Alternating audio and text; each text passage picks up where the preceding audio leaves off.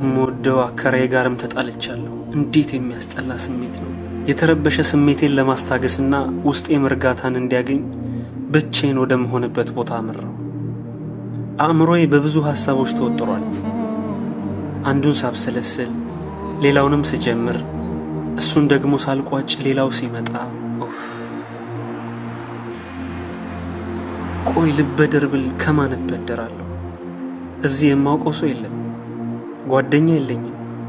ለነገሩ አከራይም ታጋሽ ሆኖ ነው እስካሁንም የቆየው። ቆይ ማን ጋር ይኬዳል? ቁጭ ብዬ ማብሰልሰል ጀመርኩ። ማሰብ ማሰብ ማሰብ።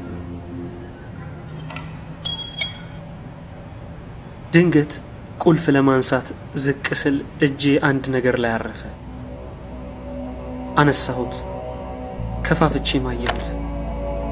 በተለያዩ መታወቂያዎችና በድፍን ኖት ብሮች ተሞልቶ ነበር።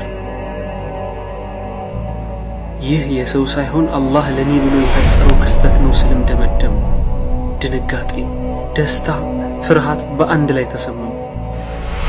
ዞር ዞር ብዬ አየሁ፣ ማንም የለም። ከአካባቢው መራቅ እንዳለብኝ ስለተሰማኝ ጉዞ ጀመርኩ።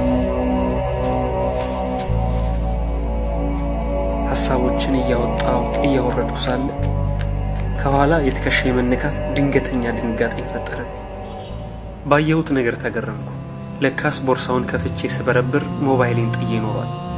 ይህ ሰው ሞባይሉን አግኝቶ ሊመልስልኝ ነበር የመጣው። እንኳንም የቦርሳው ባለቤት ነው።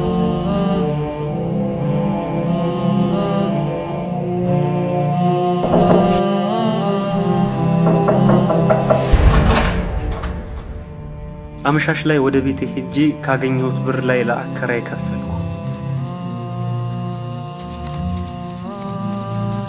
ለተፈጠረው ነገር ይቅርታ ጠየቅኩት። አሟልቼ ብሩን ስሰጠው የቀድሞ ፈገግታው ተመለሰ። ደስ ብሎኝ ወደ ክፍል ገባሁ። ካስጨነቁኝ ጉዳዮች ውስጥ አንዱ ተቃሎልኛል። አእምሮዬ ግን በተለያዩ ሐሳቦች ተወጥሯል። ውስጤ ግን አሁንም ጥሩ ስሜት እየተሰማኝ አይደለም። ለምን ይሆን? አእምሮዬን አስጨነኩት። ምንም የለም። ደጋግሜ ራሴን ፈተሽኩ።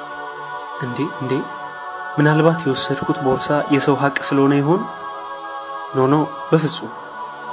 አላህ ለሰዎች በችግራቸው ሰዓት እንደሚደርስላቸው አውቃለሁ። የኔንም የሰሞኑን ጭንቀትና መረበሽ አይቶ የፈጠረው አጋጣሚ እንጂ ይሄ የሰው ንብረት አይደለም። ግን ደግሞ ሊሆንም ይችላል። አረ በፍጹም አይደረግም። ቆይ የኔን ሞባይል ሰው አግኝቶ አልመለሰልኝም እንዴ? መውሰድ አይችልም ነበር? እኔስ ንብረቱን ለባለቤቱ መመለስ የለብኝም? ግን ከእናት መታመምና ካለሁበት ችግር አይብስም። አዎ ልክ ነኝ። ይህ ሐሳብ እንዲሁ ምሽቱን ሌሊቱን ሲያስጨንቀኝ ስገላበጥ እንቅልፍ ባይኔ ሳይዞር ቆየው።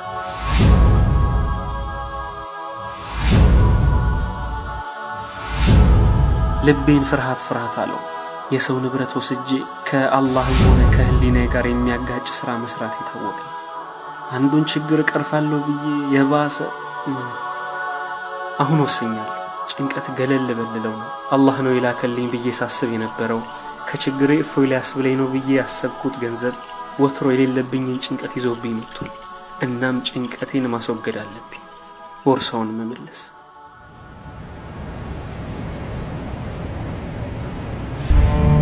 ከቦርሳ ውስጥ አድራሻውን ፈልጌ ደወልኩለት። ጉዳዩን አልነገርኩት፣ ሄድኩ እርሱ ወዳለበት። ያጎድልኩበትን ብር እንደሆነ በሌላ ጊዜ እንደምመልስ አስረድቼ የቀረውን ብርና ንብረቱን መልስለታለሁ።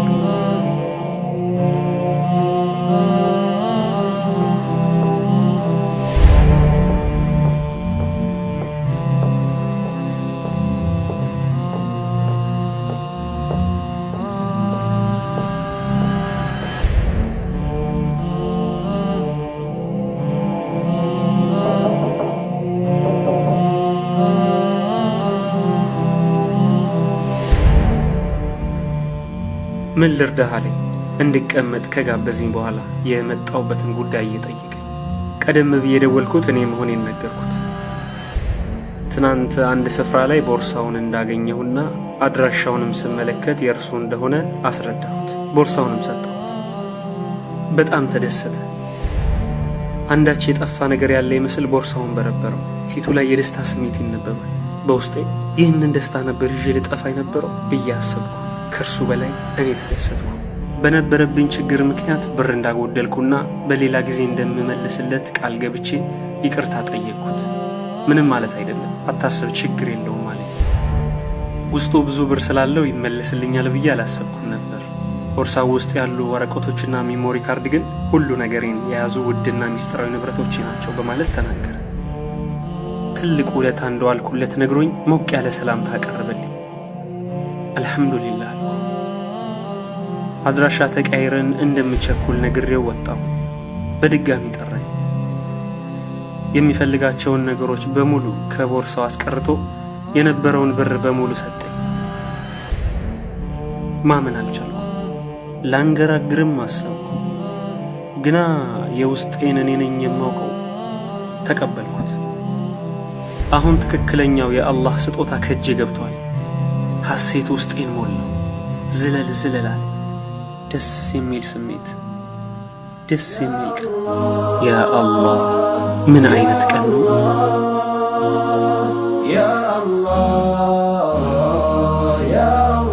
በእርግጥ ትልቁ ደስታችን ያለው በሰራነው ሥራ ሌሎች ሲደሰቱ በማየት ውስጥ ነው።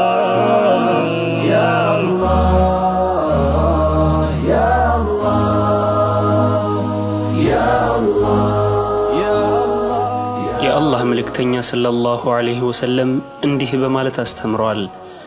አንተ ለአላህ ብለህ አንድን ነገር ፈርተህ አትተውም።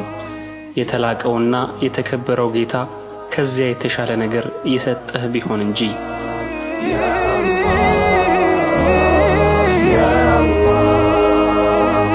በሐያቴ በዘመኔ መውደድህን በማመኔ እስትንፋሴን ቀጥ ያለው ያአላሁ ወድሃለው። በዚያ ጽልመት በጨለማ ነፍሴ ወንጀል ተሸክማ በምህረትህ አንግቻለው። ጌታዬ ሆይ ወድሃለው ያአላሁ ወድ